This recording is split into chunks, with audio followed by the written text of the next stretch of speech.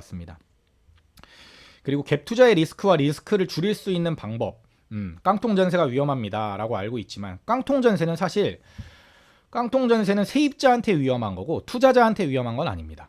투자자한테 위험한 건 아니고, 투자자한테 위험한 거는 역전세. 물론 이제 역전세를 깡통 전세라고 표현한다면은 맞는 말이지만, 투자자가 갭 투자를 할 때 가장 조심해야 될 건 뭐냐면 전세가. 그래서 제가 2차 필터링에서 항상 강조하는 게 향후 공급 물량이 없는 지역에 투자하는 거. 그게 우리가 2차 필터링에서 좋은 점수를 받는 거잖아요. 그렇죠? 왜 그런 지역에 좋은 점수를 주냐? 왜냐하면 갭 투자라는 건 기본적으로 전세가가 오르는 지역에 해야 됩니다. 이게 핵심이에요. 핵심. 그런데 많은 분들이 그냥 지역만 보고 갭이 500만 원이다, 1000만 원이다 이것만 보고 들어가요. 2년 후에 입주 물량이 얼마나 있는지, 뭐 3년 후에 얼마가 되는지 이런 거 계산을 전혀 안 해요. 그러니까 역전세를 맞는 거예요. 근데 우리가 하는 공부법에 따르면 2년 후에 떨어질 지역에 투자할 확률이 굉장히 낮아집니다.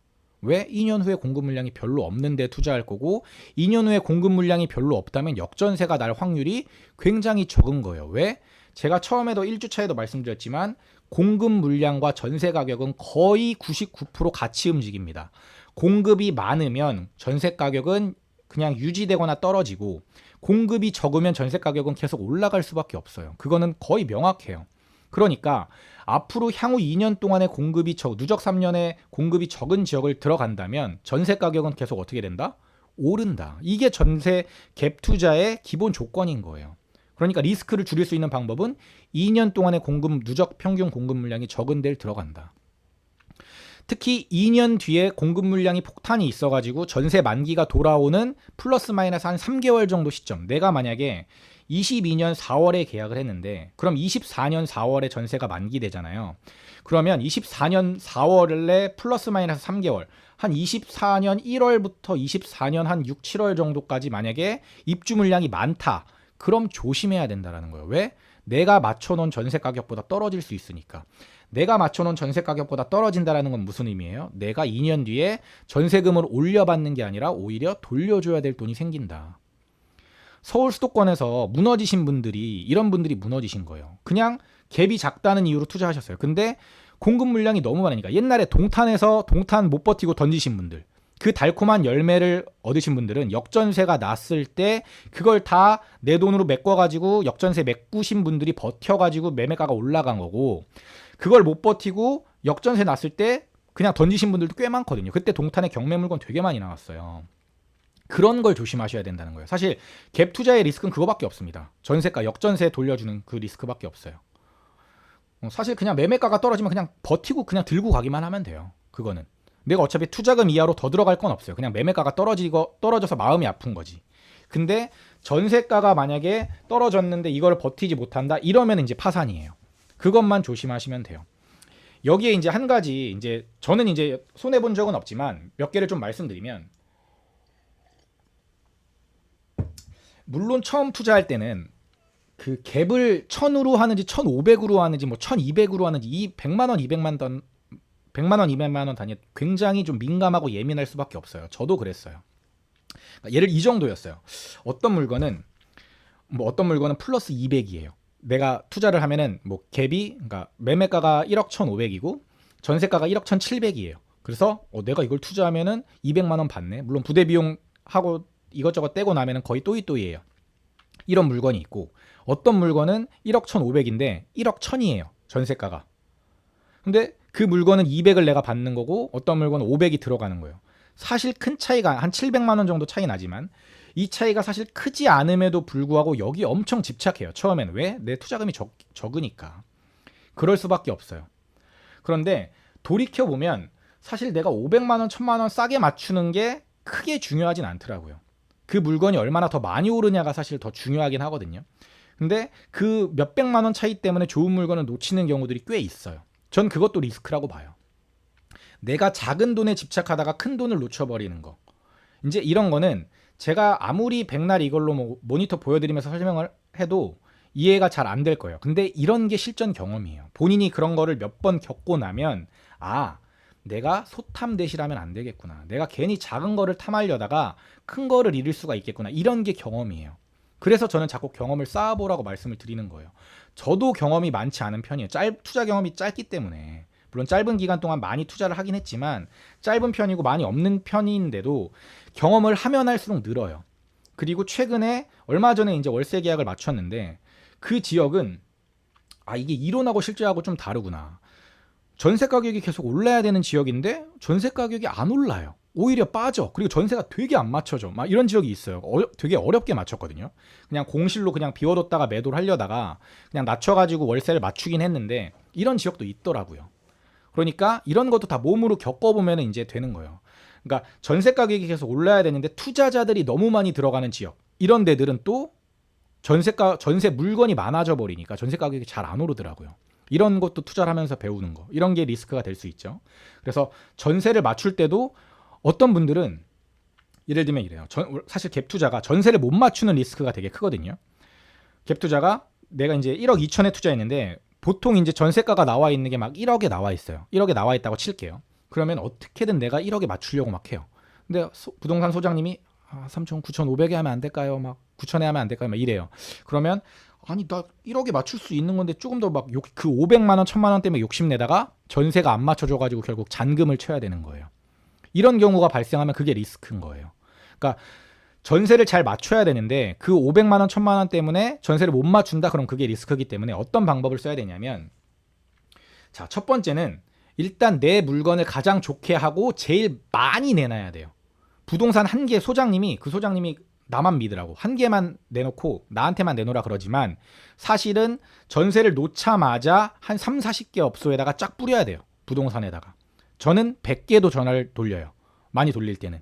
100개 전화 돌리면 실제 입지로는 부동산은 20개 정도밖에 안 돼요. 나머지는 관심이 없어요. 제가 그냥 전화 돌리고 사진으로 다 제 물건에 대해서 보여줘도 관심이 별로 없어요.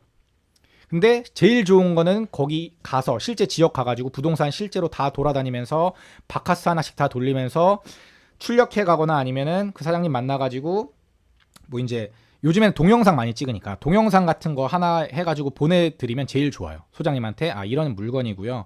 어디 아파트 몇 동 몇 호인데 제가 지금 전세를 구하고 있고 이 동영상 있으니까 세입자 오면 이것 좀 꼭 먼저 보여주세요. 가격은 얼마에 내놔주시고 내고는 제가 얼마까지 해드릴 테니까 사장님 잘 좀 부탁드립니다. 이렇게 100개 부동산을 다니시면 돼요. 100개. 그러면 제일 좋아요. 근데 만약에 실제 거기 지역이 멀어서 못 간다 그러면 전화하고 그다음에 카톡이나 문자 남겨놓고 똑같이 사진이나 동영상 보내놓고 이 과정을 최대한 많으면 많을수록 좋아요. 많이 내놓으면 내놓을수록. 그 다음에 이게 안 됐다. 이럼에도 불구하고 안 나가더라고요. 저는 이렇게 다 했는데도 안 나갔어요. 근데 가격을 싸게 맞추기는 싫은 거예요. 근데 많은 분들이 가격은 싸게 맞추긴 싫고 그렇다고 내가 대출 받아가지고 잔금 칠 능력은 안 되고 그냥 이런 상황인 건데 빨리 선택하셔야 돼요. 내가 가격을 낮춰가지고 전세를 최대한 빨리 빼든지 내가 투자금이 더 들어가더라도 리스크를 줄여가지고 그냥 내가 지금 1,000만 원, 2천만 원 더 들어가는 거는 문제가 아니다. 이건 리스크가 아니다. 난 지금 돈이 있으니까 차라리 마통이나 신용 땡겨가지고 이럴 때 마통이나 신용대출이 필요한 거거든요. 이럴 때 땡겨가지고 그거 메꾸는 거예요. 그럼 리스크가 해소되는 거예요. 그런데 내가 어떻게든 1,000만 원, 2천만 원 더 받으려다가 이게 만약에 잔금까지 치러 갔는데 내가 대출이 안 나온대 은행에서. 그럼 그게 리스크거든요. 이런 것들을 피하셔야 돼요. 근데 저는 미리 다 사전에 알아보고 가격을 안 낮췄던 거는 어차피 대출 받을 수 있고 대출 받은 다음에 나머지 보증금 내가 처리할 수 있고 매도할 때 내드릴 수 있고 이러니까 이런 계산이 다 쓰니까 이게 가능했던 거예요. 그리고 그냥 공실로 내둔 다음에 2년 동안 그냥 공실로 냅두고 그냥 파는 게 나중에 생각해 봤을 때 이 지역이 좀 하락장이 24년쯤에 하락장이 올 것 같은데 그러면 지금 전세 맞추면은 만약에 세입자가 연장한다 그러면 내가 내 의지와 상관없이 4년을 들고 가야 되네. 근데 그냥 1년 반 정도 내가 공실로 비워두면은 내가 2년 뒤에 공실인 상태에서 팔 수 있겠네. 그러면 1년 계산해보자. 1년 반 동안 월세가 만약에 월 이자가 80만 원씩 나간다고 치면은 1년에 960만 원이고 1년 반이라고 치면 대략 한 1,500 나가겠네. 그래? 그럼 1,500이면 어차피 새낀 집 싸게 1,500 싸게 파나. 빈집으로 내가 1,500만 원 그냥 이자 내나. 어차피 내가 1,500만 원 낼 돈 있으니까 그냥 가능하겠다. 이런 계산이 쓰는 거예요. 이런 걸 미리미리 계산해야 된다는 거예요. 근데 이런 게 제가 지금 백날 제 상황을 설명해 드려봤자 안 돼요. 근데 언제 되냐? 본인이 그 상황에 닥치면 돼요. 닥치면 하게 돼 있어요. 이게 경험이에요. 이런 거 한두 건 겪잖아요. 그러면 실력이 확 늘어요. 안 맞춰지는 막 똥줄 타고 이불킥 한번 하고 이런 게 이불킥이 된다니까요. 잠이 안 와요 밤에 안 맞춰지면.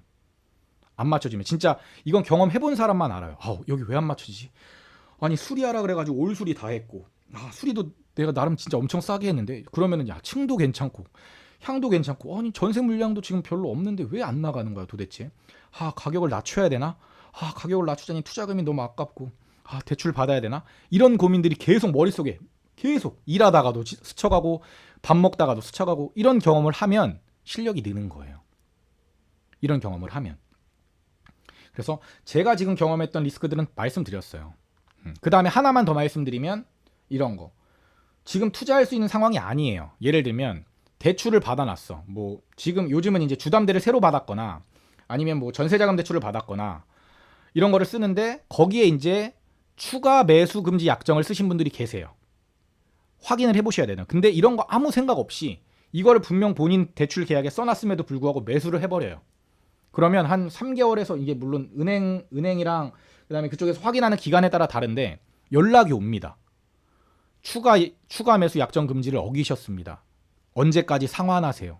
그럼 그 만약에 상환 금액이 3억이라고 칠게요. 3억 어디서 날 거예요? 내가 지금 이거 투자해가지고 한 5천만 원 벌려고 투자한 건데 3억이 갑자기 필요해. 그럼 무너지는 거라고요. 그러면.